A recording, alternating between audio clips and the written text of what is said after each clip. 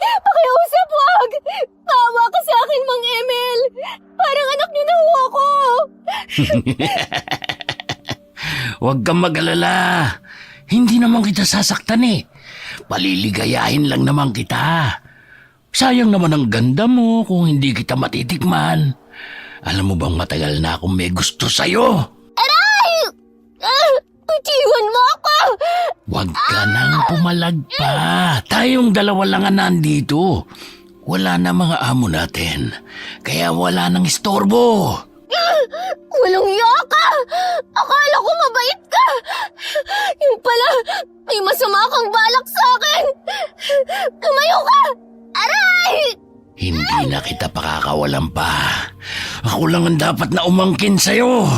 Iwan mo ako! Ano ba? Ha? Ano nangyari sa'yo? Bakit nagbago yung mukha mo? Isa kang aswang! Hindi ako papayag na sirain mo ang pagkababae ko! Ang dapat sa'yo ay patayin! Bitawan mo ko! Adyan ko! Walang yaka! Demonyo! Yan ang mababagay sa katulad mong manyakis!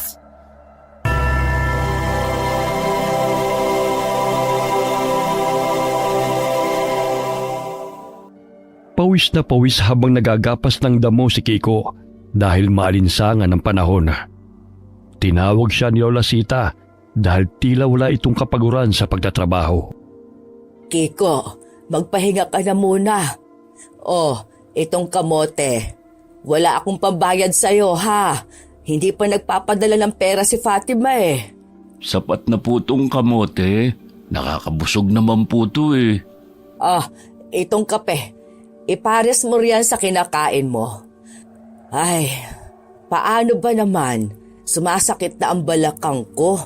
Hindi ko na nalilinis itong bakuran. Maging ang mga tanim kong bulaklak, hindi ko na masyadong naaasikaso. Kasi hirap akong maglakad. Itong binti ko ay sumasakit dahil sa rayuma ko. Tamang-tama, may langis po akong dala rito. Kakagawa ko lang po yung tagabi. Ang bango ah. Ano bang inilagay mo rito? Sampagita po, Lola. Mamayang gabi po, gagawa ako ng langis na may luyang dilaw eh. Mabisa din po yun sa mga kabag ng mga bata.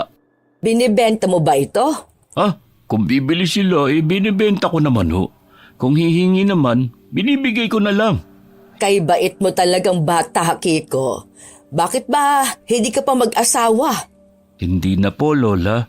Si Cherry lang po kasi nagmamay-ari ng puso ko. Wala na akong ibang babaeng mamahalin kundi siya lang. Mahigit 10 taon na rin mula nang iwan ka niya. Hindi lang sa kanya dapat umiikot ang mundo mo, Kiko. Buksan mo ang iyong puso para sa iba. Naku, Lola. Masaya naman po akong tumulong sa inyo eh. At saka masaya po akong nakikipaglaro sa mga bata. Kinusot niya ang ilong bago humigop ng kape. Kahit na tumatawa si Kiko, halata pa rin sa mukha niya ang lungkot. Mahigit 10 taon na siyang iniwan ni Cherry at sumama sa lalaking nakilala nito sa bayan. Hindi lubos matanggap ng binata ang pangyayari, kaya't hindi na ito muling umibig sa ibang babae. Ginugol na lamang niya ang panahon sa paggagapas ng damo sa mga palayan. Maging sa paglilinis ng bakuran ng kanyang mga kababaryo, kapalit ng pagkain o di kaya ay pera. Doon niya binubunto ng lahat ng sama ng loob. Lola, kailan ba uuwi ang masungit mong apo? Si Fatima? Hindi ko nga rin alam eh. Nag-aalala nga ako kasi nabalitaan ko sa radyo na may bagyo sa Maynila. Matagal na rin siyang hindi nakakabalik dito buhat nang umalis sila ni Aling Gina. Mga 3 taon na rin, iho. Ayon sa sulat na natanggap ko sa kanya, pinag-aaral siya ng kanyang amo. Sa sulat na lang kami nagkakausap ng apo ko eh. Pero kahapon, tumawag siya sa kaibigan niya. Nagkausap kami sa telepono.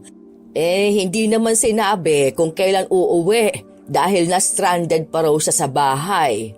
Ay, ganun po ba, Lola? Nag-aalala kasi ako para sa iyo eh. Dahil palagi ka na lang nag-iisa rito. Ang layo pa naman ng mga kapitbahay mo. Bakit dito ka pa nagpatayo ng kubo sa gitna ng palayan? Marami namang pamamahay dito noon. Kaso, ibinenta ng may-ari ng lupa. Gusto pang ang bilihin ni Jonas itong lupa ko Hindi pa na kontento sa lupang pagmamay-ari niya. Gustong angkinin lahat. Pero ayoko. Ito na lang ang natitirang alaala ng namayapa kong asawa na si Florentino. At ipamamana ko pa kay Fatima. Tsaka naging kasiyahan pa ng mga bata ang pagkuha ng litrato sa kubo na to. Sabi nila, tourist spot daw dahil sa magagandang bulaklak na itinanim natin. Sige po, Lola. Uuwi na ako. Salamat iho Pasensya ka na't wala akong pambayad na pera sa'yo ngayon. Itong latonda na saging, dalhin mo na. Ang dami po nito, Lola. Tanggapin mo na. Marami pa sa loob ng bahay. Mag-isang nakatayo ang bahay ni Lola Sita sa gitna ng palayan. Sagana sa tanim na bulaklak ang bakuran niya na siyang kinagigiliwan ng mga taga-baryo. Mabait si Lola Sita sa mga tao, kaya't malapit ang loob ng mga ito sa kanya. Maging si Kiko na kilalang sintu-sintu sa kanilang baryo. Nakakasalubong ng binata si Maribel sa daan at inis na naman itong nakatingin sa kanya. Anong tinitingin-tingin mo Lumayo ka nga. Suplada, kung gusto mong wala ka makasalubong na tao sa daan, pagpagawa ka na sariling daan mo. Ang baho! Baka nakalimutan mong malapit yung ilong mo sa iyong bibig. Sariling amoy mo yan. Abnormal! Pangit! Tawang-tawa pa si Kiko na itinaas ang kamay at akmang inilapit ang kilikili nito kay Maribel. Ngunit tumakbo ang dalaga sa takot sa gagawin sa kanya ng lalaki. Kala niya, papaamoy ko talaga sa kanya kilikili ko. Medyo amoy suka rin pala. Isang araw pa nga lang ako hindi nakakaligo Ay, sandali. Si Mang Anthony yun Tutulungan ko siya sa pagbubuhat ng palay para naman bigyan niya ako ng bigas mamaya. Mang Anthony, tutulungan ko na po kayo riyan. Sige, iho. Dalhin mo na lang sa kamalig ang mga palay na ito. Mamaya magrereklamo ka na naman na sumasakit ang balakang mo Ganyan talaga kapag tumatanda na. Isa ka naman bagaling.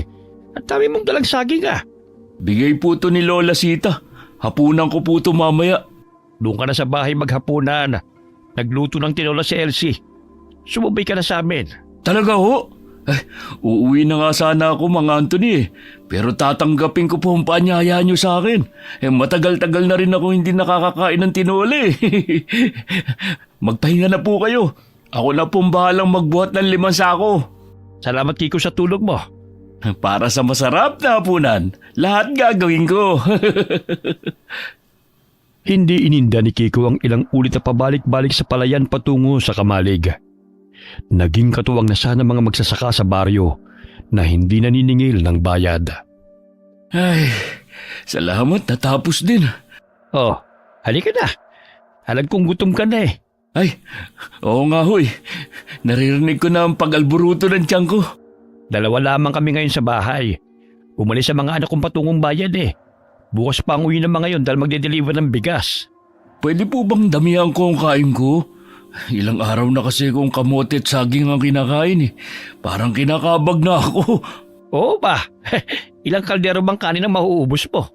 Baka 2 pinggan lang po.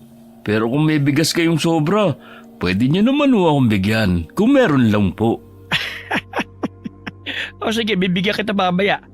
Basta bukas tulungan mo ulit ako sa palayan Marami-rami pa kasi ang aanihin Oo ba? Basta libre kain. Wala akong problema. Lumipas sa mga araw matapos ang bagyo sa Maynila. Nagulat si Lola Sita sa biglaang pagdating ng kanyang apong si Fatima. Nagsasaing siya ng araw na yun at buong akala nito'y si Kiko ang pumasok ng kubo. Fatima? Apo? Ay, bakit hindi ka tumawag na uuwi ka na? Hindi man lang ako nakapaghanda. Sana pinag-ihaw kita ng manok na paborito mo. Ayos lang po, Lola. Huwag na ho kayong mag-alala pa. Dumaan po ako sa palengke at bumili ng kakailanganin natin. Kumusta ka na, Apo? Miss na kita. Ayos lang po ako, Lola. Gumanda ka pang lalo roon sa Maynila. Pero yung palibot na mga mata mo, ay nangingitim na Sandali at aayusin ko lang ang kwarto mo. Sa gayon makapagpahinga ka na. Ako na hula. Huwag na kayong mag-abala pa. Malinis naman ang kwarto. Lalagyan ko na lang naman ng mga pundaang unan. Kumusta kayo ng bumagyo? Ang mga amo mo? Ayos lang naman ako, Lola. Doon lang ako sa ikalawang palapag ng bahay ng 1 linggo hanggang humupa ang baha. Yung mga amo ko, mag-6 na buwan akong patay, Lola. Hindi ko na po pinaalam sa inyo sa sulat. Pangiting tumango si Lola. Batid nitong pagod ang apo sa biyahe galing Maynila. Ngunit may napansin siyang kakaiba kay Fatima na tila matalim na ito kung makatingin. Ngunit sadyang iniiwas sa kanya ang paningin. Marami pa sanang itatanong si Lola sa apo, ngunit hinayaan niya na muna itong matulog. At siya'y nagpatuloy sa pagluluto sa kusina. Ang dami niyang pinamili. May bangus pa rito. Natitiyak kong na-miss niya ang sinigang na lutong bukid. Lola, magandang umaga po. Kiko, ikaw pala. Ay, daming gulay at karne Ano po ba ang okasyon? Shh! Hinaan mo yung boses mo. Nagpapahinga si Fatima. Dumating na ang aking apo. Aba, ang daming pagkain. Gusto niyo bang tulungan ko na kayo sa pagluluto? Hindi pa naman dumadating si Mang Anthony sa palayan Sige. Yang mga gulay, hiwain mo na lang para makapagluto na ako ng isda. Basta, Lola, yung parting buntot ng bangus ang sa akin Dahil sa kakulitan at ingay ni Kiko, nagising si Fatima at lumabas ng kwarto. Tumungo ito sa kusina at salubong ang kilay na napatingin sa kanya. Oh, ikaw na ba yan, Fatima? Oho. Hanggang ngayon, madaldal ka pa rin, Manong Kiko. Ba, mas lalo kang pumuti, Fatima. Parang hindi ka na nasisikatan ng araw dahil ang putla mo na Gusto ko pa sanang matulog Pero ang lakas ng boses niyo, Manong. Ay, pasensya na, Fatima. Tinakpan pa nito ang sariling bibig upang tumahimik. Bumalik ng kwarto ang dalaga at muling nagpahinga. Lola, ang putla niya. Wala bang araw sa Maynila? Aba, meron. Kaso nga lang, hindi siya masyadong lumalabas ng bahay dahil nag-aalaga sa mag-asawang matanda. Ganun pala. Lola, masarap ba yung biskwit na yan na nasa malaking lata? Sige, kumuha ka. Tikman mo kung masarap. Ay, ngayon lang ako makakakain nito. Ang astig dahil sa lata nakalagay. Tila batang binuksan ni Kiko ang lata ng biskwit at agad na kumuha. Ilang sandali nagpaalam na ito kay Lola matapos na magbaon nun sa kanyang bulsa. Natatanaw ko na si Mang Anthony. Salamat sa biskwit, Lola. Aalis na ho ako. Dahan-dahan lang. Mamaya madulas ka sa hagdan.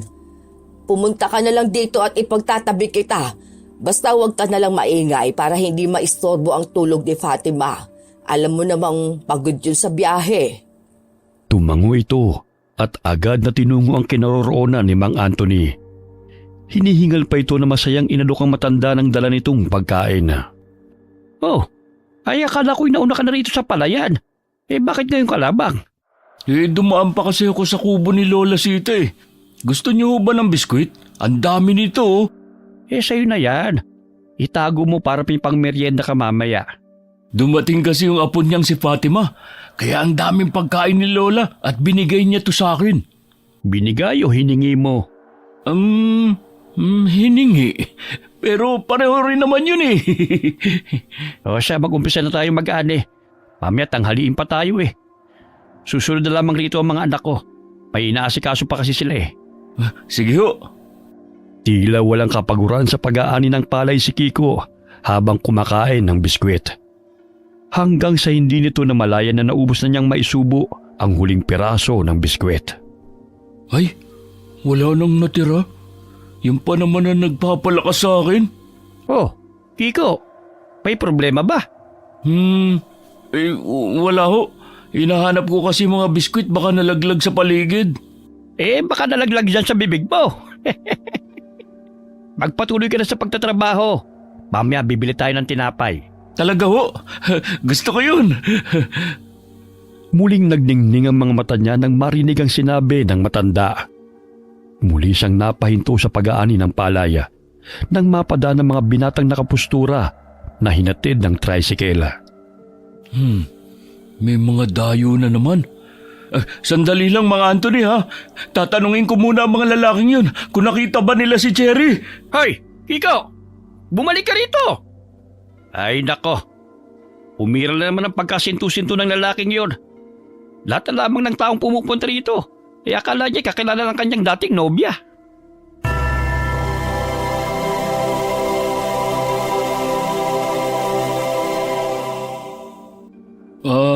Mga chong, parang galing kayo sa bayan ah. Baka naman nakita o nakasalubong niyo si Cherry, yung kasintahan ko. Alam niyo ba kung saan siya nakatira? Manong, wala ho kaming kakilalang Cherry eh. Tsaka mga bakasyonista lang ho kami. May litrato niya ako rito. Ito, baka nakasalubong niyo siya. Yung taong sinamahan niya kasi dati, katulad ding manamit sa inyo eh.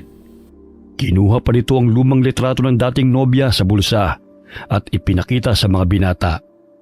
Natawa pa ang dalawang kasama ng binata dahil halos nalukot na yun sa katatago. Hindi ko po nakitang babae niyan, Manong eh. Alalahanin niyo mabuti. Baka naman nakasalubong niyo siya. Hindi niyo lang namamalayan. Pasensya ka na talaga. Hindi ko siya kilala eh. Iko, wag mo lang istorbohin ang mga batang yan. Kung saan na yun napadpad. Basta kapag nakita niyo siya, sabihan niyo ako ha. Malungkot na hinitid ng tingin ni Kiko ang mga binata. Bigo na naman siyang matagpuan muli si Cherry. Bumalik na tayo sa trabaho. Hindi lahat ng mga bakasyonista ay kilala yung si Cherry. Kung gusto na nabalikan ka, dapat dati pa. Pero nangako siya sa akin na ako lang ang mamahalin niya habang buhay eh. Kaso nga lang, dumating ang lalaking yun na sumira sa aming dalawa. Hindi ako nawawala ng pag-asa na babalik at muling makakasama ko si Cherry, mga Anthony. 10 taon na nakalipas nang umalis siya rito. Di sana noon pa niya ginawa kung babalikan ka niya. 1 buwan na lang bago kami kasal. Bakit ba kasi dumating pa ang lalaking yun? Mas pinili pa niya yun kaysa sa akin na tunay na nagmamahal sa kanya. Yan ang kasabihan na pinagtagpo pero di tinadhana. Huwag ka nang umiyak. Baka mamaya umulan pa't hindi na tayo makatapos sa pag-aani. Pinahid niya ang mga luha na namumuo sa kanyang mga mata at dali-daling bumalik ng palayana. Doon niya binunto ng lungkot at muling nanumbalik sa kanyang alaala nang iwan siya ng babaeng kanyang iniibig. Nagulat si Mang Anthony nang bigla itong pumalahaw at naglupasay sa palayana. Kiko! Ano naman bang nangyari sa'yo? Nalipasan ka na naman ba ng gutom? Ay nako, ikaw talaga. Atakin pa ako sa puso sa ginagawa mong yan eh. Mga Anthony, hindi ko talaga matanggap na iniwan na ako ni Cherry. Hindi ko na alam kung saan ko siya hanapin. Lintik na lalaking yun. Bakit ayaw niyang ibalik ang mahal ko? Tumayo ka na nga riyan. Mananghalian na tayo. Parating na si Warren. May dala ng pagkain. Ha? Pagkain? Sige ho. Tama-tama. Gutom na ako. Basta pagkain, ang bilis mo talaga. Parang walang nangyari ah. Natawa na lamang si Mang Anthony dahil bumangon ito kaagad at pinahid ang mga luha. Muli na naman itong nakalimutan ang dinaramdama at patakbong nilapitan si Warren na may bitbit ng pagkain. Ilang sandali pa'y dumating din si Lola Sita at inahatid ang sinigang na bangus kay Kiko na nooy kumakain sa ilalim ng puno, di kalayuan sa kanilang kubo. Itong ulam. Hindi ka na magdumaan sa bahay, iho? Salamat, Lola. Nakalimutan ko na eh. Ano ba naman ang nangyari sa'yo at mugto na naman yung mga mata mo? Ano pa ba? Di naalala na naman yung nakaraan niya. Pero kapag sinaniba ng espiritu ng pagkain, parang walang nangyari. Nakangiti na Ah, oh, siya, uuwi na ako. Baka magising na si Fatima ipaghahanda ko na rin siya ng pananghalian. Mabutit nakauwi na pala siya. Ah, oo. Pagod nga sa biyahe Maiwan ko na kayo rito ha. Ipagpatuloy na lang ninyo ang pagkain. Pagdating ni Lola Sita sa kubo, ay hindi pa rin nagigising si Fatima. Hindi pa ito kumakain buhat ng dumating. Kaya nag-alala na si Lola sa kanya. Apo, mag-aalauna na. Gumising ka na para kumain. Lola, hindi pa ako nagugutom eh. Kailangan mong kumain, Apo. Ang putla mo na May masakit ba sa'yo? Wala ho. Pagod lang talaga ako. Sabayan mo na ako sa tanghalian habang mainit pa ang sinigang. Sige ho. Susunod po ako. Ang tamlay niya. Tama nga si Kiko na namumutla siya. Malalim at nangingitim ang palibot ng kanyang mga mata. Siguro matindi ang pagpupuyat niya sa pagtatrabaho sa Maynila. Ay, kawawa naman ang aking apo. Napakunot ang noo ni Lola. Dahil 2 kutsara pa lamang na isubo ng apo, huminto na ito sa pagkain. Kumain ka ng kumain, Fatima. Marami pang ulam Busog na po ako, Lola. Busog? Hindi pa nga nangangalahati ang pagkain mo. Mamaya magkasakit ka na niyan. Dahil kulang sa sustansya yung katawan mo. Mamaya na ho, Lola. Ano bang nangyayari sa kanya? Ang tamlay niyang kausap na dati namang masayahin itong apo ko. Napapansin kong madalas siyang natutulala. May gusto ka bang sabihin, Apo? Kung may problema ka, handa akong makinig. Wala ho. Medyo nanibago lang po ulit ako rito. Sumapit ang dilim. Hindi mapakali si Fatima sa kanyang hinihigaan nang makaramdam siya ng paghilab ng kanyang tiyan. Dumiretso siya sa kusina upang kumain. Ngunit hindi yun ang hanap ng kanyang sikmura. Hindi ko na talaga mapigilan ng uhaw at gutom ko. Kailangan kong maghanap ng pagkain na siyang bubusog sa akin. Tulog na si Lola, kaya't maaari akong lumabas. Dahan-dahan siyang bumaba ng hagdan at naghanap ng pwedeng kainin sa paligid. Tumingala siya sa bilog at maliwanag na buwan. Naramdaman ni Fatima ang pag-init ng kanyang mga kalamnan, lalo na ang pagtuyot ng kanyang lalamunan. Ayun, may manok! Kailangan kong habulin yun para may makain ako. Hinabol niya ito patungo sa palayan hanggang sa kanyang nahuli. Agad niya itong sinunggaban at sarap na sinipsip at ninamnam ang laman at dugo nito. Hindi niya namalayan na nagising si Lola Sita at sinundan siya nito. Ang sarap! Kaya madalas ang paghingi ng mga amo ko noon ng sariwang dugo. Ganito pala to kasarap. Fatima? Apo? Lola, bakit ka narito? Anong nangyayari sa'yo? Bakit sinunggaban mo yung manok? Hindi yan ang pagkain natin. Buhay pa yan, Apo. Lola, may sasabihin ako sa'yo. Dahil sa pagkabigla sa nasaksihan ni Lola Sita, napahawak siya sa kanyang dibdib at tila nahihirapan sa paghinga. Kaya't dali-dali siyang nilapitan ni Fatima at natataranta kung ano ang gagawin. Sa pagkakataong yun ay may mga bahid ng dugo ang kanyang mga damit. Lola! Lola! Pakiusap! Huwag mo akong iwan! Sandali! Hihingi po ako ng tulong! Isa ka ng... Lola, patawad po! Hindi ko po ito ginusto. Pero nangyari na. At wala na akong magagawa pa.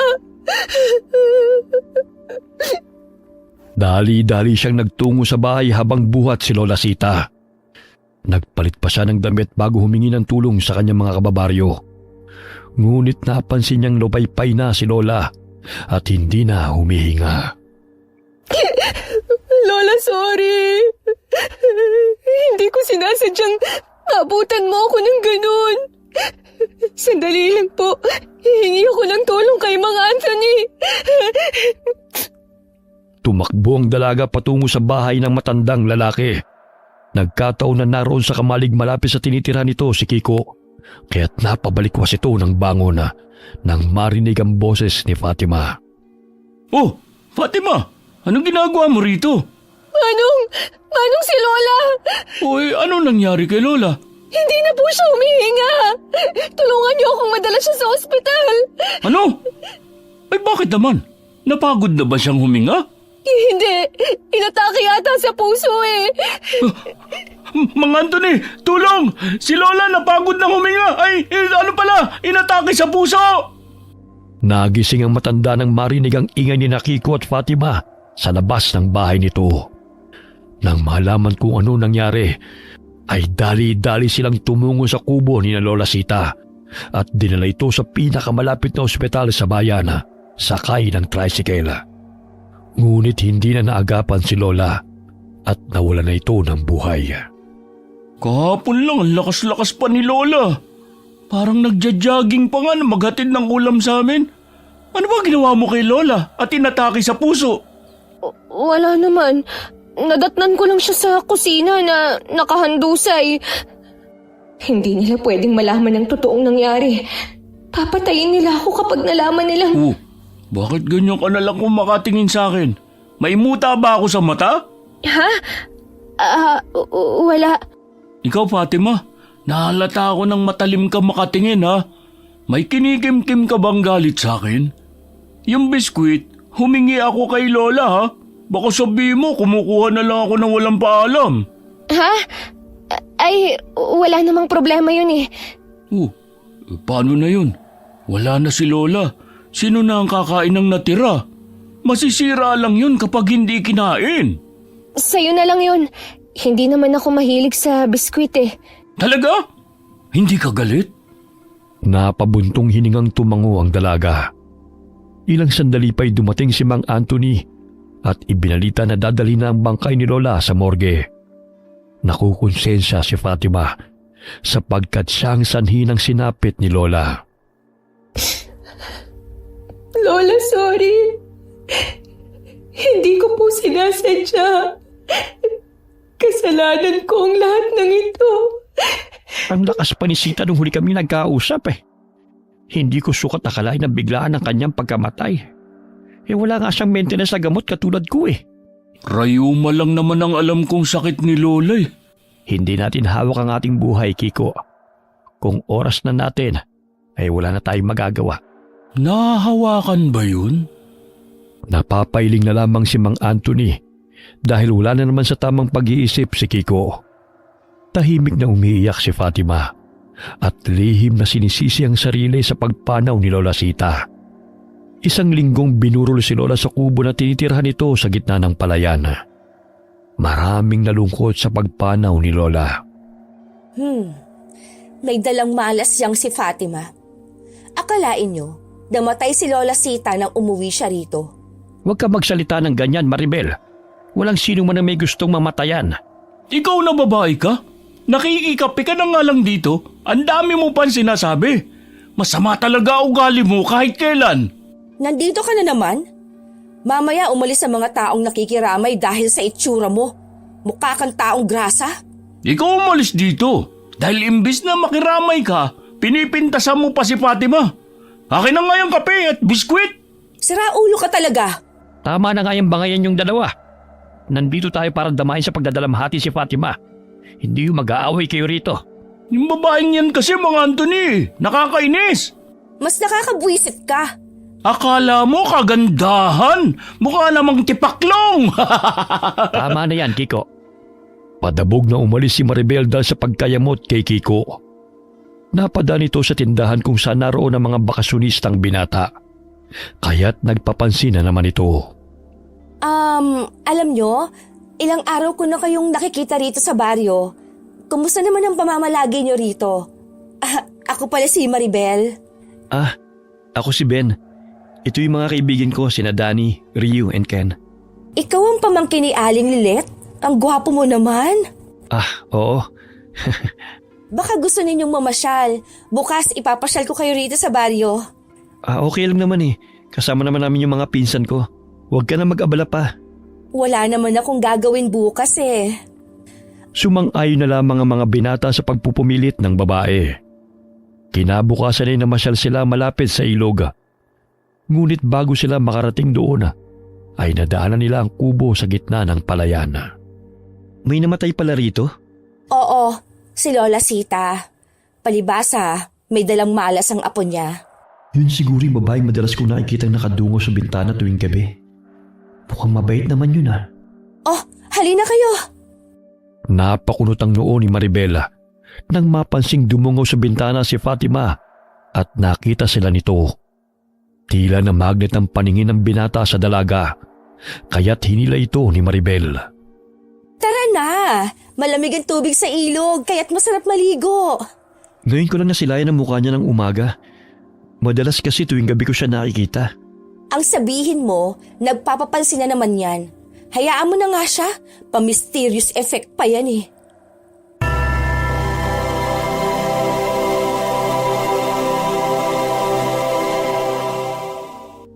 Fatima, siguro may gusto ka na sa lalaking yun, ano? Kala mo siguro hindi kita napansin. Ganyan din ako kung tignan ni Cherry noon eh. Anong pinagsasasabi mo? Unang beses ko silang nakita rito sa baryo. Kaya't bago sila sa paningin ko. Sus, ayaw mo pang umamin ha? Kiko, tulungan mo na lang ako sa pagliligpit dito. Para bukas handaan ang dadali nating tinapay sa sementeryo. Ay, oo nga pala. Bukas na ang libing. Swerte naman ng mga tao dahil may merienda pa pagkatapos ng libing. Malayo na yung lalakarin natin eh. Tiyak na pagod at gutom pagdating doon. Inilibing si Lola Sita araw ng Sabado. Labis ang pighati na naramdaman ni Fatima sa pagkawala ni Lola. Lola, mahal na mahal kita. Hindi ko gustong mawala ka. Kasalanan ko ang lahat. Bitiwan mo na yung kabaong ni Lola, Fatima. Baka gusto mo ring ilibing kasama niya. Kiko, ang bibig mo. Siya kasi. Ayaw pang bitiwan yung kabaong. Gusto pa yatang sumama sa nicho eh. Ikaw talaga. Hayaan mo muna siya mamaalam sa huling araw ng kanyang lola. Matapos ang libing ay nanatili si Fatima sa kubo. Tanging sa gabi lamang ito lumalabas at pumupunta sa gubat upang maghanap ng makakain. Huh? Si Fatima yun ah. Sa gabi gising, sa umaga naman tulog. Parang vampirang babaeng yun. Mapuntahan nga. Hoy! Fatima! Bakit ka gumagala ng ganitong oras? Sa umaga ka mamasyal para mabawasan ang pamumutla mo. Nanggugulat ka na naman, Manong. Nagpapahangin lang ako. Hindi kasi ako makatulog eh. Paano ka makakatulog kung nandito ka sa labas? Sabihin mo nga sa akin, Fatima. May pagkaaswang ka ba? Aswang? Hindi ah. Wala kaming lahing aswang. Kaya malabo yung sinasabi mo. Uy, sa bagay. Hindi naman kita nakitang tumuwad. Pero bakit kumukulutong langis ko, ho? Aba malay ko. Baka may maligno sa paligid. Kaya umuwi ka na. Baka ikaw pa ang lapain nun. Hahanapin ko lang yung animal na yun. Nakakainis. Muntik pa niya akong mabisto. Naku, gutom na talaga ako. Hindi ko na mapigilan ng aking uhaw. Tumakbo pa uwi si Fatima upang iwasan na masaktan si Kiko dahil nanginginig na ang kanyang mga kamay na hablutin ng lalaki upang sunggaban. Hindi na maaaring maulit ang ginawa ko noon sa manyakis na katiwala ni Madam Ingrid. Una at huling beses akong papatay ng tao. Lingid sa kaalaman ng lahat ay naging aswang si Fatima dahil sa mag-asawang amo na binabantayan niya sa Maynila. Kapalit ng serbisyo niya ay ang malaking sahod. Ngunit mananatiling lihim ang tunay na pagkatao ng mga ito. Wala silang anak na mapag-iiwanan ng mga ari-arian. Kaya't kay Fatima nila iniwan ang bahay at mga naipon dahil matanda na rin ang mag-asawa. Ngunit hindi alam ng lahat na ang mga amo ng dalaga ay mga aswang. Madalas siyang kumukuha ng dugo sa blood bank na siyang kinukonsumo ng mag-asawa. Dahil sa katandaan ay pumanaw ang mga ito. Huli na nang malaman ni Fatima na pilalunok ng mag-asawang itim na mutya sa kanya habang siya'y natutulog. Wala na siyang nagawa ng magising isang gabi na nakatayo ang mag-asawa sa kanyang hinihigaang kama. Ang tanging salitang kanyang narinig ay ihahabili namin sa iyo ang lahat pati ang pagiging aswang. Sa gayon ay mananatili ang aming lahi. Buong akala niya ay isa yung panaginip. Ngunit nang akmang pagsasamantalaan siya ng lalaking katiwala, napagtanto niya na naging ganap na siyang aswang nang patayin niya ito at makita ang sarili sa salamin na tila isang mabangis na hayop. Pinalabas lamang niya na nilooban sila ng mga magnanakaw, kaya namatay ang lalaki. Kung hindi ako naging aswang, malamang ako ang pinatay ng lalaking yun. Kahit papano'y naipagtanggol ko ang aking sarili. Ngunit, naging dahilan din to na mamatay si Lola. Patuloy na hinahanap ni Kiko ang aswang na sanhi ng pag-apaw ng langis sa bote. Naaninag niya sa kakahuyan na may 2 tao na nagkukubli sa puno. Aha! Dito lang pala kayo nagtatago ha? Mga maligno! Mga animal! Anong pinagsasabi mo, ha? Anong maligno? Ikaw? Sinasabi ko na nga ba eh. May tinatago kang kasamaan noong paman.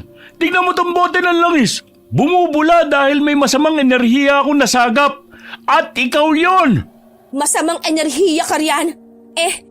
Mukha mo ang mamasamain sa akin eh. Anong ginagawa niyo rito? At sino yung kasama mo? Dito pa talaga kayo gumagawa ng milagro ha? Buwisit ka! Sinisira mo lang ang gabi ko. Siguro dito mo dinadala mga mabibiktima mo no? Sira ulo! Malakas na sampal ang dumapo sa pisngi ng lalaki dahil sa galit ni Maribel. Naudlot ang paglalampungan nila ni Danny na bakasyonista. Hindi na nakayanan ni Fatima ang gutom, kaya't muli itong lumabas ng bahay. May nakasalubong siyang aso, kaya't agad niya itong sinunggaban. Kailangan kong makaalis na rito. Parang may tao. Naku, si Maribel yun ah. Anong ginagawa niya sa labas ng hating gabi? Walang hiyang lalaking yun. Pakialamero talaga si Raulong yun. Hoy, maligno! Bumalik ka rito! Siguro ikaw ang dahilan ng pagkakasakit ng mga bata dito sa baryo, no? Tignan mo at muling umaapaw na naman ang langis ko! Ayaw mo talaga akong tantanan, ha? Hindi nga ako maligno, kagaya ng pinagsasabi mo. Ako pa talagang napagkamalan mo, no? Seryoso ka? Tignan mo tong bote! Di ba umaapaw ang langis? At ikaw lang naman na nandito ah! Aswang ka! Aswang ka! Binatukan siya ni Maribel, kaya't natumba siya sa lupa. Nagtago si Fatima sa likod ng puno at nakamasid lamang sa pagtatalo ng dalawa. Napagkamalan pa niyang aswang ang babaeng yun. Mabuti naman at hindi ako ang naabutan ni Manong Kiko. Kita mo na! Ang lakas mo sumunto! Isusumbong kita kay Mang Anthony! Aswang ka! Di magsumbong ka! Baliw! Tinadyakan pa siya ng babae bago siya iniwan sa kalsada. Bumalik siya sa kamalig na tinutuluyan niya malapit sa bahay ni Mang Anthony at hinihimas-himas ang batok. Ay, salamat naman. At nakaalis na ang 2 yun. Muntik na ako ron ah. Iniwan ni Fatima ang ilang bahagi ng katawan ng aso sa lilim ng puno at dali-daling umuwi ng bahay sa takot na may makakita pa sa kanya. Kinabukasan, nagimbal ang mga tao sa kanilang natagpuan at si Maribel ang itinuro ni Kiko. Si Maribel ang aswang!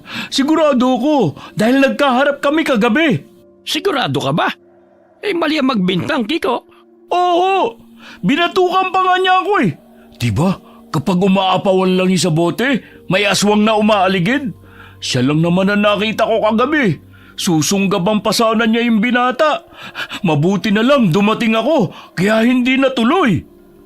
Dumungaw sa bintana si Fatima at tinatanaw ang mga taong nagkukumpulan na.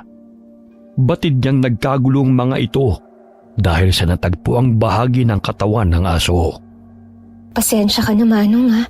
At hindi ko napigilan ang aking sarili. Hindi ko ginustuhang maging aswang. Hayop lang ang kakainin ko dahil ayoko nang pumatay ng tao. Nakiusyoso rin ang mga binatang bakasyonista. Napasulyap si Ben sa kubo sa gitna ng palayan kung saan naroon si Fatima. Mula nang masilayan niya ang dalaga, ay nakaramdam na siya ng paghanga sa ganda nito. Ayun siya. Mas malino kong nasisilayan ang mukha niya. Nag-iisa na lang pala siya sa buhay. Natigil ang pagpapantasa ni Bena nang marinig ang boses ni Maribel na naghuhurmentado. Muli nitong sinugod si Kiko dahil sa sinasabi nitong siya ang pumatay sa aso. Ikaw na baliw at siraulo, ha? Sumusobra ka na talaga sa paninira mo sa akin eh. Bakit akong tinuturo mo pumatay sa hayop na yan? Ang sabihin mo, si Fatima ang may kagagawan yan. Dahil mula nang dumating ang babaeng yan dito sa baryo, sunod-sunod na ang kamalasan. Marami na rin mga hayop ang nawawala. Pati ang manok panabong ni tatay, natagpo ang balahibo at paa na lang natira. At bakit si Fatima sisisihin mo? Eh ikaw to nakita kong gumagala kagabi ah. Ito pa nga yung kalmot mo sa bato ko. Oh. Nagkapasa pa ako dahil sinipa mo pa ako. Pakialamero ka eh. Tama na yan. Sa barangay na lamang kayo magpaliwanag. Nagkakasakitan na naman kayo. Tumindi ang galit ni Maribel kay Fatima. Dahil sa kabila ng pangakit ito kay Ben, ay hindi pa rin siya pinapansin ito. At tanging ang dalaga sa gitna ng palayana ang madalas nitong bukang bibig. Kaya't kahit walang ebidensya na ang dalagang pumatay sa mga hayop sa baryo, ay idinawit niya ang pangalan nito. Hapong-hapo na tinungo ni Kiko ang kubong tinutuluyan ni Fatima matapos ang paghaharap nila ni Maribel sa barangay. Walang pinatutunguhan ng kanilang usapan, kaya't agad siyang umalis doon kahit nagsasalita pa ang babae. Mas mabuti pang kausapin ko mga bulaklak ni Lola kaysa harapin ng babaeng yun. Nakipagtagpo lang daw siya sa manliligaw niya. Sinungaling? Manong, sinong kausap mo riyan? Itong mga bulaklak. Hindi mo man lang to dinidiligan. Nalalanta na oh. Kung nabubuhay pa si Lola, malulungkot siya kapag ganito ang itsura ng mga tanim niya. Kaya kung hindi ka marunong mag-alaga sa mga to, ako na magdidilig tuwing umaga. Dinidiligan ko naman eh. Pero ganyan pa rin ang itsura. Ang dapat kasi kinakausap mo sila para sumigla. Ang tamlay-tamlay mo eh. Kaya nalanta tong mga bulaklak. Pumasok ka muna rito, Manong. May nilagang sabako rito. Himala, at nakipag-usap ka na sa akin, ha? Noon, ang sungit-sungit mo eh. Pagpasensyahan niyo na po ako. Naging mailap lang ako sa tao mula pa noon eh. Narinig ko kasi kanina na pinagtanggol mo ko kay Maribel. Maraming salamat po. Wala ka namang kinalaman sa pangyayari. Inggit lang kasi yun sa'yo, kaya kanya sinisiraan. Siya naman ang tunay na aswang eh. Manang-mana siya sa ugali ng kanyang amang si Jonas. Mag-iingat ka, Fatima. Dahil bali-balita ako na gusto niyang kunin tong palayan ni Lola. Noon pa niya pinag-iinitan kahit nabubuhay pa si Lola. Huwag kayong mag-alala. Hindi ko po ito ipagbibili. Ito na lang ang natitirang alaala ko kay Lolo at Lola. Tsaka isa to sa kinagigiliwan ng mga kabataan. Kaya gusto kong panatilihing namumukadkad yung mga bulaklak. Dahil yun ang kasiyahan ni Lola. Kinuha ni Fatima ang palad ng lalaki at binigyan niya ito ng pera. Nanlaki ang mga mata nito dahil sa hindi makapaniwala. Huh? Saan mo to kinuha? Ang laking pera nito ah. Ninakaw mo ba to? Naku, hindi ah. Galing yan sa ipon ko, Manong. Ibili mo ng pagkain. Alam kong kailangan mo yan eh. Ayos na ako sa 100. Sa'yo na itong 2,000. Sige na, Manong. Hindi ko naman kailangan ng maraming pere. Mas importante pa rin ang peace of mind. Tsaka maging masaya kasama ang mahal sa buhay. Alam mo, Manong, sobrang nanghihinayang ako sa panahon na hindi ko nakapiling si Lola. Sa pagnanais na mabigyan siya ng magandang buhay at hindi marimatatong lupa na nooy sinangla namin nang siya'y nagkasakit. Eto, kasalanan ko po ang lahat kung bakit siya namatay. Miss na miss ko na po siya. Hindi mo naman ginusto na ayaw ng huminga ni Lola eh. Huwag mong sisihin ang sarili mo. Ikaw talaga, Manong. Nagpapatawa ka pa. Nakikita mo ba yung binatang yun? Panay tingin dito. Oh. Mukhang may gusto yun sa'yo. Tsaka naririnig ko sa mga binatang naninirahan dito na maganda ka raw. Kaso nga lang, suplada. Maraming nagkakagusto sa'yo, Fatima. Hindi naman po ako interesado sa kanila eh. Pasimpleng kumatok sa bakod si Bena kasama ang mga kaibigan nito upang humingi ng permiso na kumuha ng litrato sa kubo na pinaliligiran ng mga bulaklak sa palayan. Magandang umaga ho, Manong, Miss. Fatima ang pangalan niya. Anong kailangan mo? Akyat ka ba ng ligaw?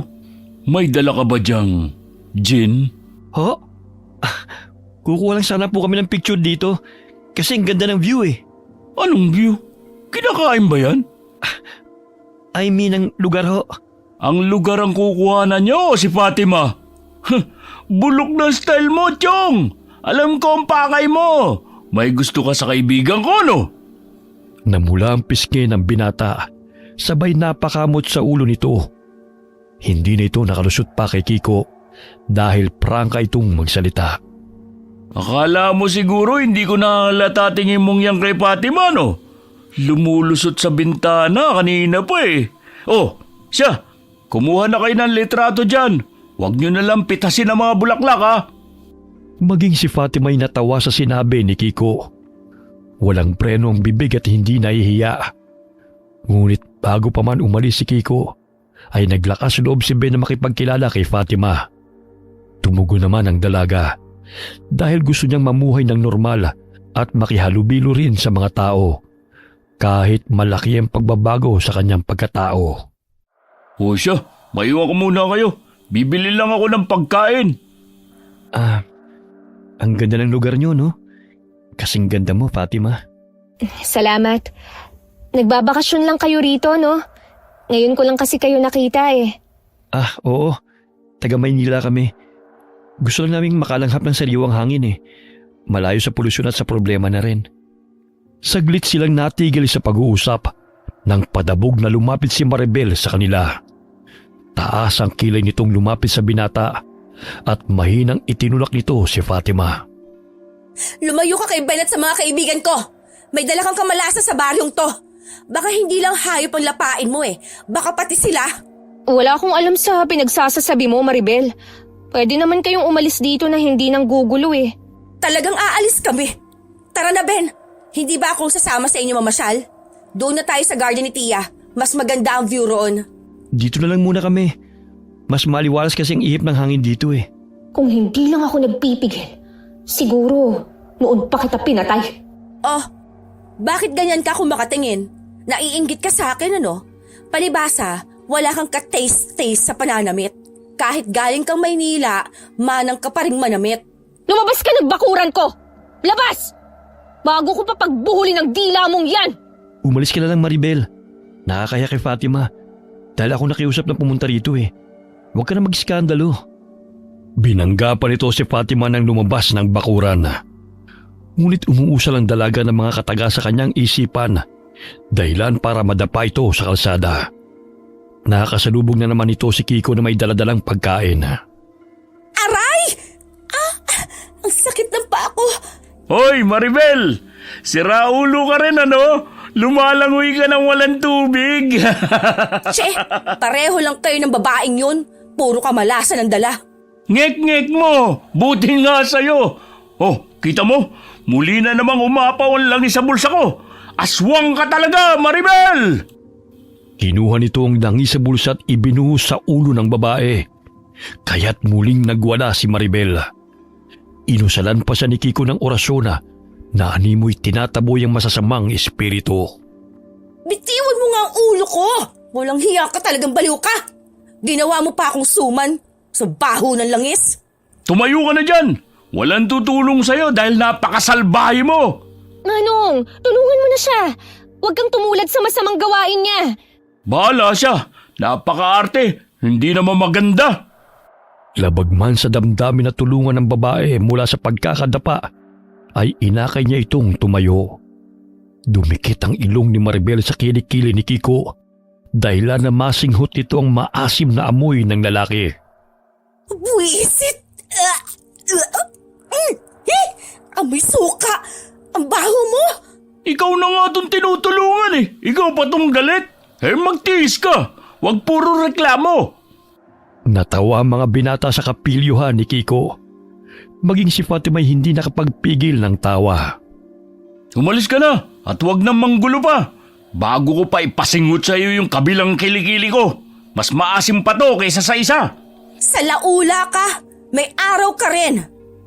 Mangyak-ngyak itong umuwi ng bahay at nagsumbong sa ama nitong si Mang Jonas. Kaya't gano'n na lamang ang pagkayamot ng lalaki dahil akala nito'y inapi ang kanyang anak. Ayon na rin sa kwento sa kanya ni Maribel. Tay, hindi ako papayag na api-apihin ng Fatima na yan. Lalo na lang siraulong Kiko na yon. Sinisiraan ako sa mga tao na aswang daw ako. Gumawa ka ng paraan para maapalaya sa mga buwisit na yun sa baryo na to. Sumapit ang gabi. Napabalikwas ng bangon si Fatima nang may marinig na mga yabag sa paligid. Sumilip siya sa bintana at naninag niyang papalapit ang dalawang tao sa kubo. Ano kaya ang gagawin nila rito? Hindi si Manong Kiko yun. Sino kaya ang mga to? Bago pa nila ako masaktan, uunahan ko na sila. Kinuha ni Fatima ang tungkod ng bintana at handa ng suguri ng mga lalaking gustong pumasok sa kubo. Pilit na binubuksan ng mga ito ang pintuan hanggang sa masira ang siradura. Nabuksan ko na. Halugugin mo ang bawat sulok. Sinabi rin ni boss na hanapin ang titulo ng lupa bukod sa takutin ng babaeng yan. Akala niyo siguro, maiisahan niyo ako ha? Etong sayo! Ang iyong ko! Aray! Ang sakit! Hindi ako papayag! Naguluhin niyo ang buhay ko! Naging agresibo si Fatima ng gabing yun. Unti-unting nagbago ang kanyang anyo bilang aswang. Madilim, kaya't hindi napansin ng dalawang lalaki ang kanyang kulubot na muka. Sino kayo? Anong bakay niyo sa akin? Aray! Ang ilong ko! Tama na yung paghampas! Papasagin ko ang bungo mo! Kung hindi mo sasabihin kung sino ka! Kinagat ng aswang na si Fatima ang balikat nito, dahilan na pumalaw ito ng ubod lakas. Nakatakip ang mga mukha ng dalawang lalaki ng itim na tela, kaya't hindi sila nakilala ng dalagang aswang. Dinaganan niya ang lalaki at nagpagulong-gulong sila sa hagdan.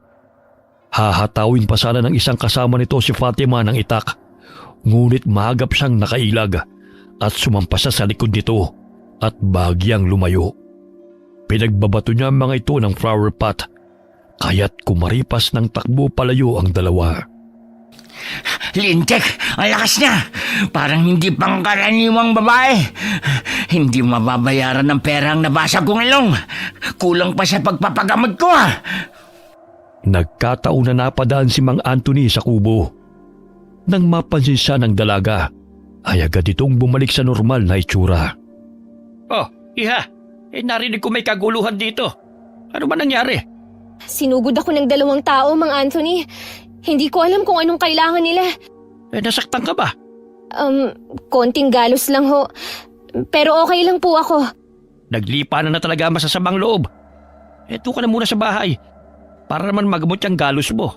Huwag niyo na po akong alalahanin pa. Isa pa, alam kong nasaktan ko ang mga lalaking yun. Akala niya siguro matatakot ako sa kanila. Sasamahan ka na lang namin dito. Ayos lang po talaga ako. Sanay naman po ako sa mga ganyang senaryo . Sa Maynila nga, madalas Kalaban ko mga magnanakaw. Kahit na. Pasasamahan na kita kay Kiko. Sa baba ng kubo na lamang siya matutulog. Mahirap nang mag-isa ka. Hindi magkamayaw sa sakit ng ilong at buong katawan ng mga lalaking nakalaban ni Fatima. May mga bukol din itong natamo nang matamaan ng flower pot ang kanilang ulo. Ang sakit ng sugat ko. Hindi pa rin tumitigil ang pagdurugo ng ilong ko. Oh, ano nangyari sa inyong dalawa? Bakit ganyan ang itsura nyo? Ang sabi mo, takutin namin yung babae. Pero kami pa tong bugbog sarado. Ibigay mo na sa akin yung bayad ko. Dahil ayoko na. Baka sa susunod matuluyan na ako ng babaeng yun. Mga lampa! Oh, eto na!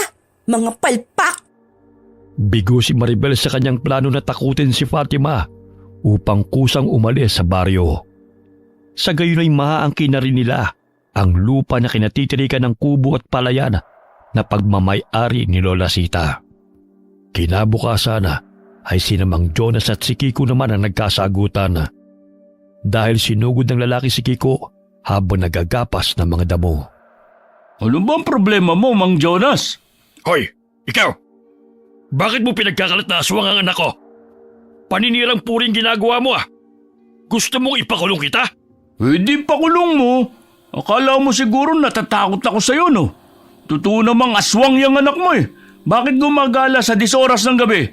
Tanungin mo pa siya. Wala ka pa rin karapatan na siraan siya. Siya nga, sinabihan niya akong siraulo Nagreklamo ba ako? Hindi naman Susuntukin sana siya ng lalaki. Ngunit sinangga ni Fatima ang kamao ni Mang Jonas. Hinay-hinay sa pananakit, Mang Jonas. Baka nakakalimutan yung wala sa tamang pag-iisip yung si Manong Kiko. Baka ikaw pa ang makulong sa ginagawa niyong yan. Isa ka pa. Mula nang dumating ka rito, nagkandaletse-letse na ang baryo. Bakit hindi ka lang umalis at bumalik ng Maynila? Tumahimik na lamang si Fatima at matalim na tinitigan ng lalaki. Napaatras ito at tila natakot nang mapansin na baliktad ang replika nito sa mata ng dalaga. Kinurap-kurap nitong muli ang mga mata at naging maayos ang replika niya. Halika na, Manong. Huwag mo na ho siyang pansinin. Mag-ama nga sila. Mga walang hiya. Kala niya siguro nakalimutan ko utang niya sa akin. Akalain mo, nilinis ko yung palayan niya noong nakaraang buwan. Hindi man lang ako pinakain at binayaran. Sobrang kuripot. Noong 1 linggo, kinausap niya akong ibenta ko na raw sa kanya ang lupa ni Lola. Huwag kang pumayag. Ano siya, sinuswerte? Sa daan nakasalubong nila ang binatang si Bena at kinausap nito ang dalaga. Muli na namang nagngit-ngit sa galit si Maribel dahil hindi na siya pinapansin ng binata. Hindi ako papayag na mapunta ka kay Fatima. Di hamak na mas maganda naman ako kesa sa kanya. Kinagabihan mahimbing na natutulog si Kiko sa papag sa labas ng kubo nang biglang takpan ng lalaki ang kanyang ulo gamit ang sako. Ganun na lamang ang pagpupamiglas niya dahil hindi siya makahinga. Akala mo siguro maangasan mo ko, ha? Hindi ako makahinga. Lahat ng kumakalaban sa akin ay dinidispatch ako. Naisipan ni Fatima na lumabas ng kubo upang magpahangin. Narinig niya ang habol hininga ni Kiko. Pagbukas niya ng pinto ay tumambad sa kanyang paningin ng mga taong nagpapahirap sa kaibigan. Hindi na niya napigilan ang sarili, kaya't hinila niya ang lalaking sumasakal kay Kiko. Tinanggal rin niya ang sakong nakatakip sa ulo nito. Nanong Kiko, buhay ka pa ba? Hindi ako makahinga. Sino ba naglagay na sako sa ulo ko? Aba! May pagkapusa rin ang buhay ng baliw na ito Lumayas na lamang kayo sa baryong ito kung gusto niyo pang mabuhay. At sino ka para palayasin kami rito? Akala mo siguro, hindi kita nakikilala, no? Kahit nakatakip yung mukha mo, naaamoy ko pa rin ang sama ng budhi mo! Pinagtulungan ng dalawang lalaki si Fatima at tinakpan ang bibig nito upang hindi makalikha ng ingay. Maging si Kiko'y pilit na dinala ng mga ito sa kasukalan kung saan malayo sa mga kabahayan. Saan niyo kami dadalhin? Ano ba ang kasalanan namin sa inyo? Bakit ganito na lang ang pananakit at paggugulo niyo sa amin ni Manong Kiko? Ibigay mo sa akin ang titulo ng lupa. Matagal na akong nakikiusap sa'yo. Pero hindi mo pa rin magawa. Kung ayaw mo ng matinong usapan, dadaanin lang natin sa dahas. Sakim! Malawak na lupain mo, tapos aangkinin mo pa ang lupa na pagmamayari ni Lola? Dahil gusto mong ipitin ang mga magsasaka sa doble-dobleng renta ng lupa. Samantalang si Lola, mura lang ang upa sa kanya. Wala kasing utak yang sisite. Puro awa ang pinapairal. Kaya hindi umaasenso. Ang sabihin mo, napakasama mong tao. Hirap na nga mga magsasaka, mas pinapahirapan mo palalo. Ayaw mo talagang tumahimik, ha? Inilapit ni Mang Jonas ang patalim sa bibig ni Kiko at akmang puputulin nito ang dila ng lalaki. Nanlaki ang mga mata ni Fatima at hindi na napigilan ang galit. Bigla siyang naging aswang at itinulak si Mang Jonas palayo kay Kiko. Kinaladkad niya ito patungo sa gitna ng gubat. Makasarili ka! Akala mo siguro hindi kita lalabanan, ha? Pues, dahil ginagalit mo ako, ibibigay ko sa'yo ang gusto mong laban! Ano nangyari sa mukha mo? Bakit parang naging hayop? Totoo ang sinabi sa akin na ikaw ang pumapatay ng mga hayop dito sa baryo. Mas mainam ng mga hayop ang kinakain ko. Baka gusto mong tikman ko yung lamang loob mo sa unang pagkakataon. Alam ko, ang pagpapahirap mo sa mga magsasaka, imbes na makatulong ka sa kanila, mas lalo mo pang pinahihirapan ang kanilang buhay. Kahit kailan, hindi ko ibibigay ang lupa na hinihiling mo. Demonyo! Kampun ka ng demonyo! Lumayo ka sa akin! Naririnig pa ni Fatima ang boses ni Kiko dahil hinahabol din ito ng mga tauhan ni Jonas. Hindi nakapagtataka kung saan nagmana ng masamang ugali si Maribel. Dahil ikaw ang modelo niya. Ang init ng tuko niya magama sa akin. Siya ang galit dahil gusto ako ng lalaking kinababaliwan niya. Ikaw, dahil gustong angkanin ang lupa na hindi sa'yo. Mga ilusyonado! Ipapaalam ko sa mga kababaryo natin na isa kang demonyo! Tignan ko na kung hindi ka nila kamuhian at patayin! Kayo ang anak mo! Ang mga demonyong nagkatawang tao! Muling sinugod ni Mang Jonas si Fatima gamit ang patalim nito. Ngunit sinipa yun ng dalagang aswang, kaya't tumilabo nito. Bagamat nanlaki ang mga mata ni Fatima, nang itutok ni Mang Jonas ang baril sa kanya. Akala mo siguro maiisahan mo ako, no? Para malaman mo, akong pumatay sa lolo mo. Pare-pareho ko yung tapang eh. Mabuti na nga lang at naunang namatay ang lola mo. Hindi niya na ako pinahirapan. Wala kang kasing sama! Totoo nga ang usap-usapan noon na ikaw ang pumatay kay lolo. Ngayon, hindi ka na may pagtatanggol ng mga koneksyon mo sa batas. Dahil ako mismo ang babatay sa'yo, hayop ka! Ipinutok nito ang baril, ngunit nailagan ito ng dalagang aswang. May silencer ang baril, kaya't malaya si Mang Jonas sa pagpapaulan ng bala kay Fatima. Natamaan ito sa balikat, dahilan na makaramdam ito ng sakit. Aray! Ang balikat ko! Hindi ako papayag na makaliligtas ba ang lalaking to! Isa kang lampa! Magkita-kita na kayong maglola sa kabilang buhay! Buwisit ka! Buong lakas na tumalon si Fatima patungo sa lalaki. Kaya't bago pa nito maiputok ang baril ay tinabig na yun ang aswang at pinagkakalmot siya nito sa mukha. Aray! Hindi kita uurungan! Hindi ko hahayaan na marami ka pang masasaktan! Sasaktan ka na Tanggalin nito! mo yung mga kuko mo! Nag-uumpisa pa lang ako eh! Ang Alam mo ba ang paghihirap ni Lola nung mamatay si Lolo? Ikaw ang dahilan ng paghihinagpis niya! Aray! Tulo pa ang laway ni Fatima at nagbabagang mga matang nakatitig sa lalaki.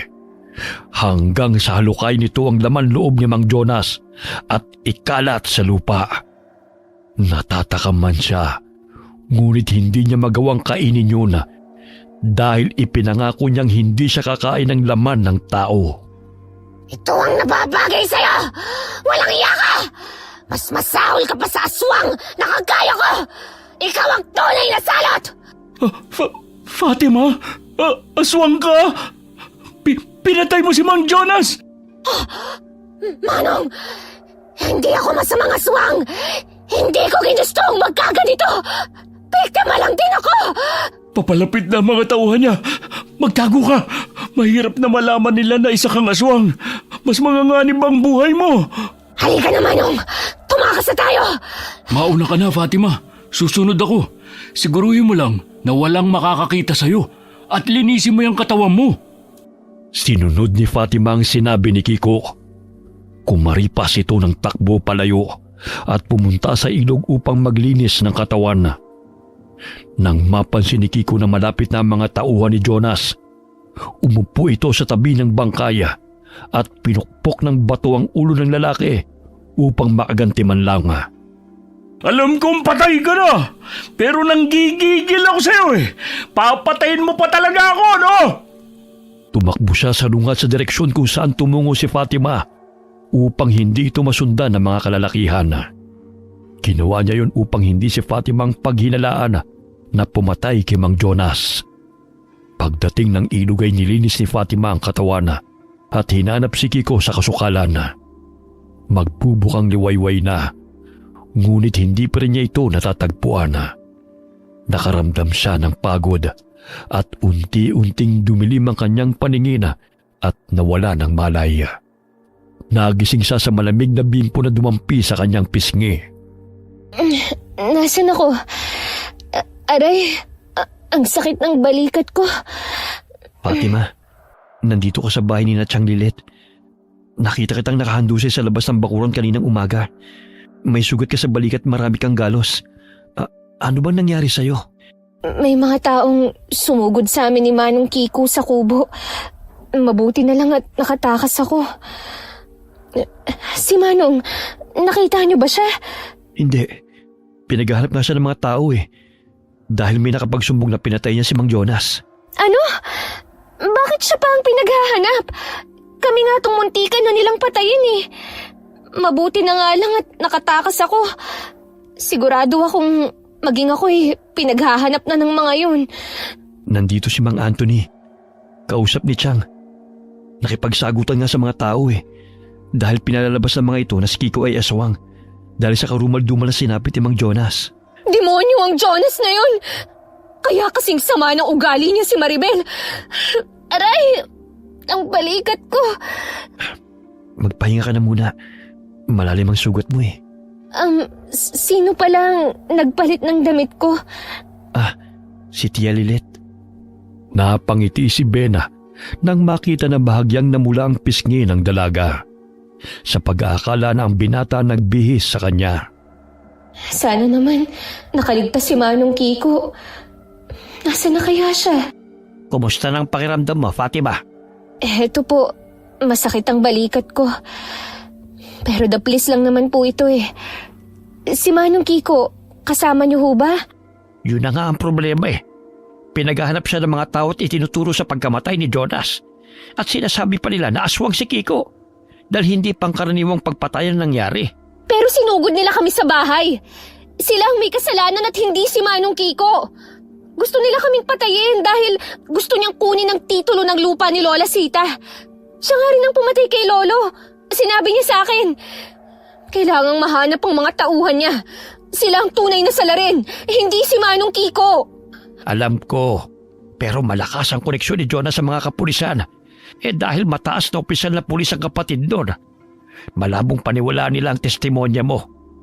Maghahanap tayo ng ebidensya upang hindi madiin si Kiko sa kaso. Kalaban niya mga otoridad maging ang mga tao rito sa baryo na sinasabing aswang siya. Kaya pinaalis ako ni Manong dahil siya ang umako ng ginawa ko. Sana nasa maayos siyang kalagayan. Hahanapin ko siya at papanagutin ko ang lahat ng taong gustong pumatay sa amin. Dumito ka na lang muna para may makasama ka hanggang sa gumaling ka. Gusto kong umuwi. Doon na lang ako sa kubo magpapagaling. Tsaka ayoko ring madamay pa kayo eh. Ang ikinatatakot ni Fatima ay kung makita siya ng mga ito na nagbabago ng anyo bilang aswang. Sa kubo ay malaya siyang nakakagalaw, anuman ang kanyang naisin.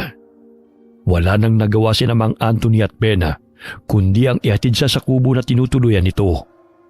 Nasa lubong nila ang mga kapulisan na siyang nag-iimbestiga sa pagkamatay ni Jonas. Maging si Maribel at ang ina nito ay naroon na.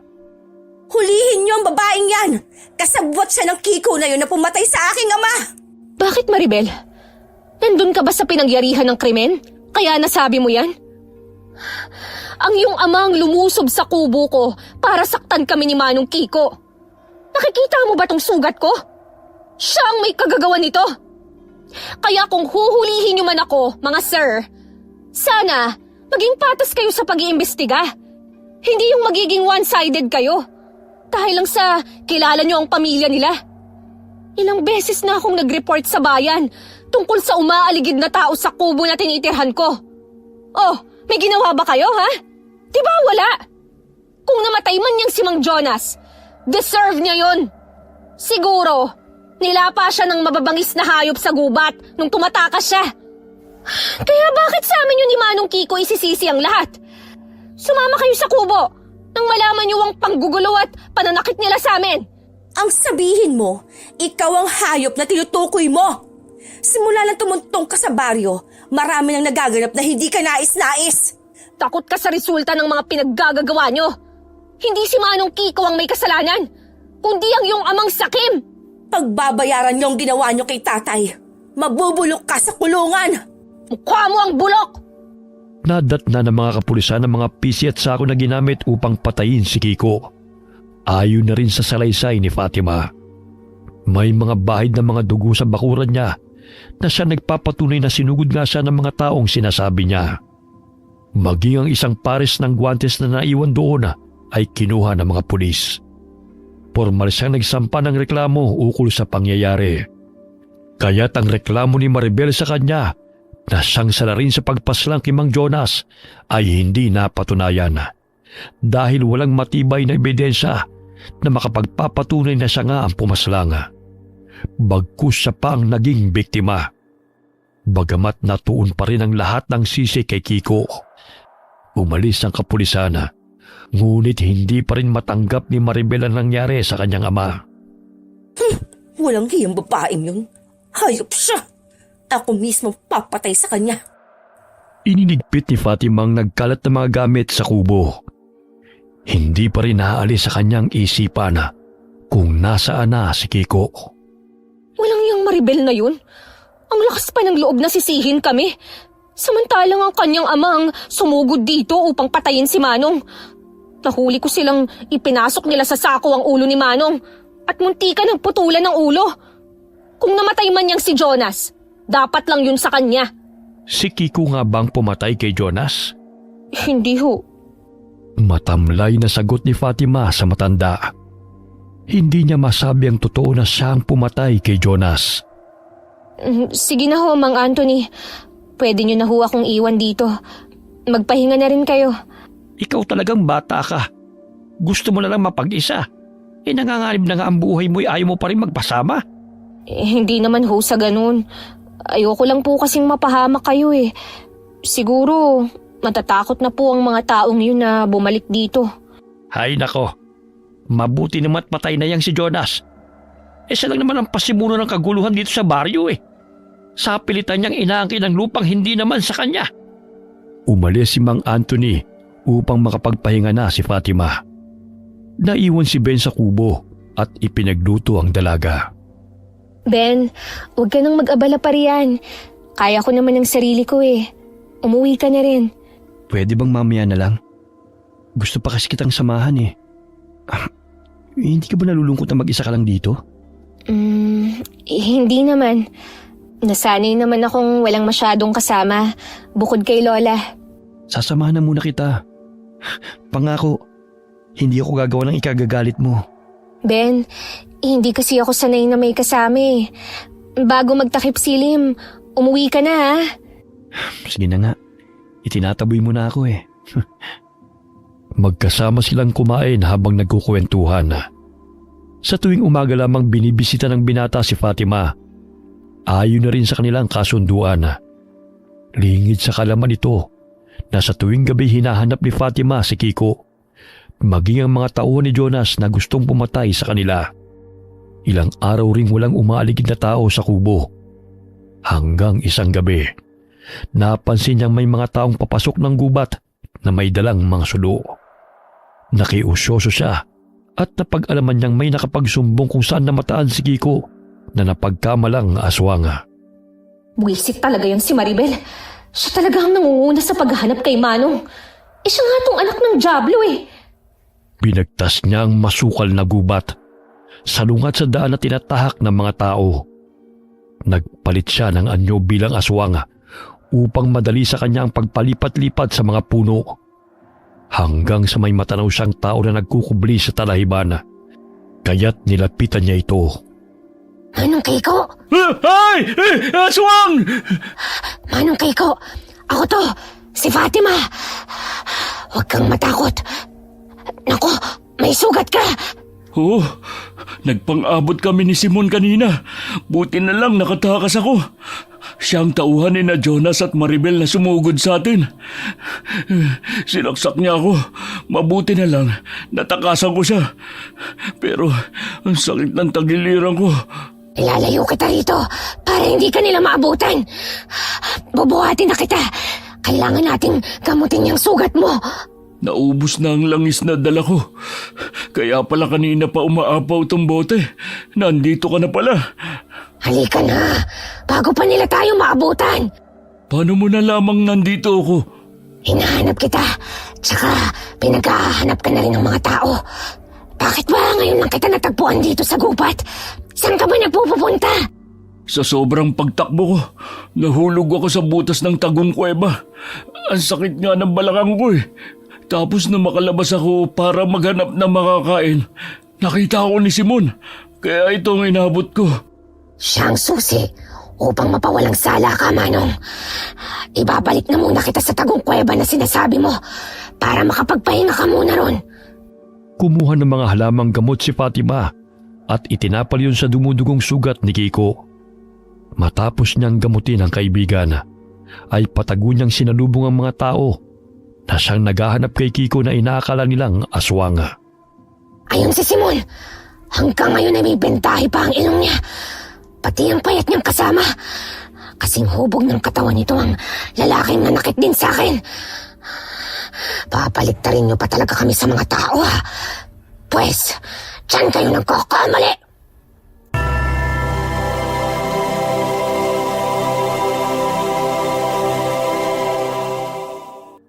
Oh, nasa nang si Raulong Kiko na yon? Akala ko ba nandito siya? Nagtago lang yun. Pero natitiyak kung hindi yun nakakalayo. Dahil nasaksak ko siya. Eh bakit kasi hindi mo pa pinatay? Tatanga-tanga ka rin eh. Hinabol ko. Pero biglang nawala eh. Ang taga-baryo mismo ang papatay sa kanya. Dahil hindi maaaring mabuhay ang aswang na yon. Saglit na napahinto si Simon sa puno ng umihi. Nang tumingala siya'y nandilat ang kanyang mga mata nang makita ang aswang na nakatitig sa kanya. Hinawakan siya nito sa balikat at binitin pa'y taas bago nagpalipat-lipat sa puno. Hindi ito nakasigaw ng busalan ng dalagang aswang ang bunganga nito ng dahon ng saging bago pa ito makahingi ng tulong sa mga kasamahan nito. Nasaan na bang lalaking yun? Wala naman si Kiko rito ah. Kanina pa kami naghahanap eh. Kahit anino na si Raulong yun eh, hindi ko mahagilap. Nagpalinga-linga ito sa paligid. Ngunit hindi nito makita ang lalaki sa mga taong naroon. Hindi nito namalay na tangay na pala ito ni Fatima. Aray, saan mo ba ako dadalhin? Pakiusap, huwag mo akong patayin. May asawa at mga anak ako na umaasa pa sa akin. Yun naman pala eh. Bakit mas pinili mong kumuha ng kasamaan? Alam mo namang may kabayaran yon, di ba? Wala na akong pagpipilian eh. Kailangan ko ng pera. Lalo na may sakit ang aking asawa. Malaking halaga ang suhol sa akin ni Maribel at Boss Jonas. Kaya pumayag ako. Hindi kita papatayin. Pero may kondisyon ako. Sige, sabihin mo lang ang gagawin ko. Basta, huwag mo lang akong patayin. Pakiusap. Sabihin mo sa mga tao ang totoong pinapagawa sa'yo ng magamang yon. Mababawasan na ang iyong kasalanan. Maliligtas ka pa mula sa kamatayan. Dahil sa mga sakim at walang iyang katulad nyo'y kawawa ang mga inosenteng tao. Kagaya na lamang ni Keiko at Fatima. Ano ba ang kasalanan nila? Bakit gusto nyo silang mawala sa baryong to? Ha? Ewan ko ka ng Maribel at Boss Jonas. Baliw rin kasi ang magamang yun eh. Payag ka ba sa gagawin ko? O iuhulog kita sa puno? Ayun, taas! Makiusap, huwag mo akong bitawan. Nalulula pa naman ako sa mataas na lugar. Halika na! Puntahan na natin sila! Makiusap naman. Dahan-dahan. Baka mabitiwan mo ako eh.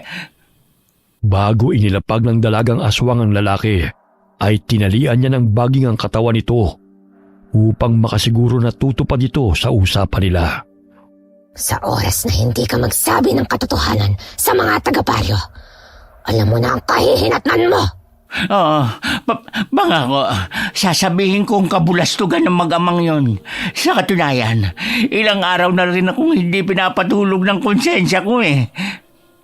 Inilapag ni Fatima ang lalaki sa lupa habang hawak ang baging na pumulupot sa katawan nito. Hindi lamang sa bewang, meron din sa mga braso, binti at leeg. Mga kasama, may sasabihin ako sa inyo. Matagal na akong binabagabag ng konsensya ko. At... Nakalambitin ang patiwarik ang dalagang aswang at bahagyang hinihila ang baging na nakapulupot sa leeg ng lalaki. Kaya't humihigpit ito. Samantalang napatigil sa paghahanap kay Kiko ang mga tao at natuon ng pansin sa kanya. Hoy Simon, ano ang pinagsasabi mo ha? Nasaan na si Kiko?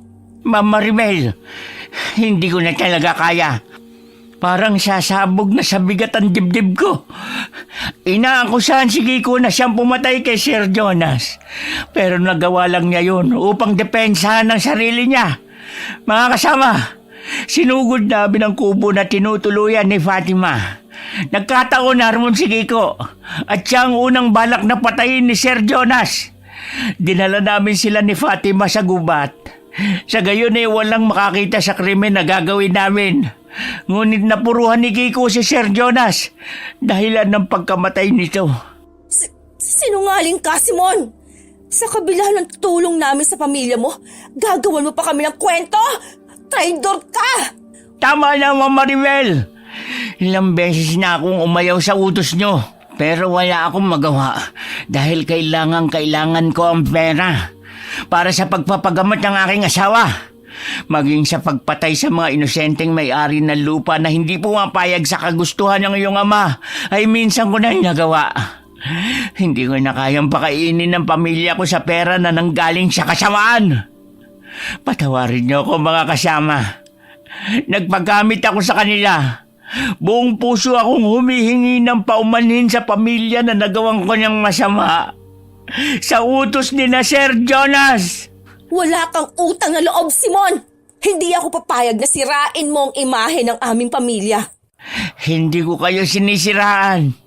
Nagsasabi lang ako ng totoo. Babarilin na sana ni Maribel si Simona, ngunit maagap siyang hinila ng aswang upang iligtas. Malakas ang palahaw nito dahil sa pagkagulat. Inilapag siya ni Fatima di kalayuan sa lugar na yun. Kumaripas siya ng takbo at inagawang baril sa babae. Nagalit ang mga tao sa isiniwalat ni Simona. Maging ang isang lalaki ay nagpatunay na totoo ang sinabi nito. Nagpalit ng anyo bilang normal na dalaga si Fatima at hinarap si Maribel. Grabe naman ang pagkadesperado niyong mag-ama. Alam mo ba, Maribel? Umami na sa akin yung ama mo bago siya pumanaw. Siya ang pumatay kay Lolo. Kaya wag mo na siyang ipagtanggol pa. Maswerte lang ako dahil nabuhay pa ako upang sabunutan ka! Walang hiya ka! Gusto mo pa akong ipapatay sa mga tauhan mo? Pwes, etong sayo! Aray! Aray! Bitiwan mo ko! Matagal na akong nagtitimpi sa'yo, ha? Hindi ko na palalagpasin ang pagkakataong to! Inginudngod ni Fatima si Maribel sa lupa. Hindi pa ito nakontento at inuntog-untog pa niya ang ulo ng babae sa puno. Ito ang bagay sa'yo para magising ka sa katotohanan na masama kang tao! Anak ka ng demonyo! Nagmana ka talaga sa iyong ama! Aray! Tama na, Fatima! Nasasaktan ako! Kulang pa yan sa lahat ng pasakit na ibinigay mo sa amin ni Manong Kika! Inawat sila ng mga tao at sinabing idadaan nila sa legal na paraan upang pagbayarin si Maribel sa mga kasalanan nito.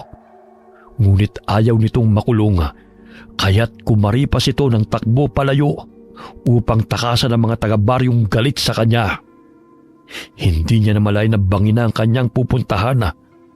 Paghakbang niya'y nahulog siya at pumadaos-dos pa ilalim.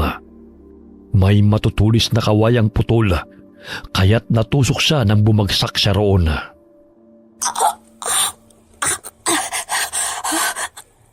Aray! Tumulong! Dahil 5 kawayan ang tumusok sa kanyang katawan at ang 2 lumusot pa sa kanyang dibdib, hindi nagtagal ay nawalan siya ng buhay. Hinanap ng mga tao si Maribel, ngunit natagpuan nila itong bangkay. Kusang sumuko sa kapulisan sina Simon at Abelardo at isinalaysay nila ang mga nagawang krimen sa utos ng mag-amang Jonas at Maribel. Kinaumagahan, sinundo ni Fatima si Kiko kung saan niya ito iniwan. Nakaupo na ito at hinihintay ang pagbabalik ni Fatima. Manong Kiko, tara na! Uuwi na tayo! Ha? Ay, baka nandiyan pa yung mga tao at papatayin ako. Sumuko na sina Simon at ang kaibigan niya. Tsaka pinaghahanap na rin ng kapulisan ng iba pa nilang mga kasamahan. Paano nangyari yun? Di ba pulis ang tiyuhin ni Maribel? Maabsuelto rin ang mga yun. Dito na muna ako. Manong, hindi naman lahat ng pulis ay kagaya ng iniisip natin eh. Marami pa rin namang gumagawa ng kanilang tungkulin at hindi nasisilaw sa pera. Big salute sa mga kagaya nila. Patay na rin si Maribel dahil sa kanyang pagtakas. Ay, salamat, makakalaya na tayo. Hindi na ako magtatago buong buhay ko. Inalalayang tumayo ni Fatima si Kiko. Nabalitaan ni namang Anthony at Ben ang nangyari, kaya hinanap nila ang dalaga. Natagpuan nila ang mga ito sa loob ng gubat na inaakay si Kiko. Mabuti nahanap namin kayo. Halika naman ng Kiko. Nandito ang tropa para buhatin ka. Dumating sila sa bahay ni Mang Anthony at agad na ginamot ng matanda si Kiko. Ganun na lamang ang pasasalamat nila dahil ilang beses mang pinagtangkaan ang kanilang buhay ay nanatili silang ligtas. Mang Anthony, may pagkain ba kayo rito? Ilang araw na ako hindi kumakain eh. Nananaginip na lang ako ng adobo at tinola. Pagkagising ko, puro dahon ang nasa paligid. Pinagluto ko na ni Fatima at Lilit. Maya-may kakain na tayo. Ay, salamat naman. Hindi na ba ako inaakusahan ng mga tao na aswang? Baka naman paglabas ko rito, sugurin na naman nila ako. Malinaw na sa kanila na sina Jonas at Maribel ang may kasalanan.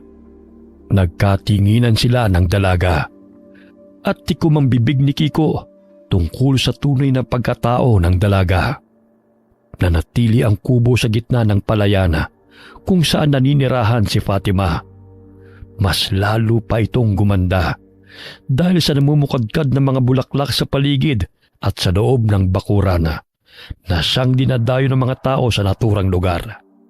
Kung nabubuhay lang si Lola Sita, siguradong masayang-masaya yun kapag nakita niya yung mayabong yung mga bulaklak. Oo nga po, Manong. Maraming salamat sa lahat ng sakripisyo niyo upang manatiling lihim ang tunay kong pagkatao. Malaki ang utang na loob ko sa inyo. Gusto ko rin pong sabihin na ako ang dahilan ng pagkamatay ni Lola. Hindi ko po sinasadya na makita niya akong kumakain ng laman ng aso eh. Kaya inatake siya sa puso. Matakaw ka rin pala, kagaya ko, no? Kahit kailan, hindi nagagalit si Lola sa pagiging matakaw. Kaya huwag mo nang sisihin ang sarili mo sa pagkamatay niya. Maraming salamat, Manong, sa pag-intindi niyo. Magkapatid na ang turingan nilang dalawa. Nagpatayo ng kubo si Kiko sa tabi ng kubong tinutuluyan ni Fatima. Nanatili rin silang magkaibigan ni Bena sapagkat hindi pa siya handang makipagrelasyon. Lalong-lalo na, hindi pa siya handang sabihin ang tunay niyang pagkatao sa binata. Naging payapa ang pamumuhay ng mga taga-baryo at naging malapit sila sa dalaga.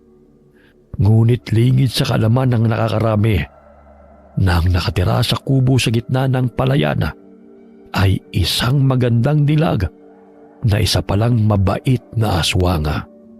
Okay, sana po nagustuhan niyo ang kwento natin ngayon. Pabati muna po tayo. Belated happy birthday kay Phoebe Ranyada. Sorry po ma'am sa late greetings ha. Shout out kay Maria Consuelo Benitez. Hi kay Elizabeth Dunca. Hi Cheryl Montino.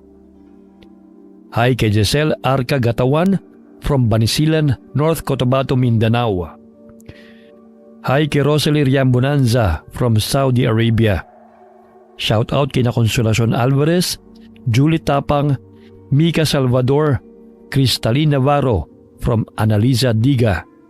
Hi kay Parida Campiao from Qatar.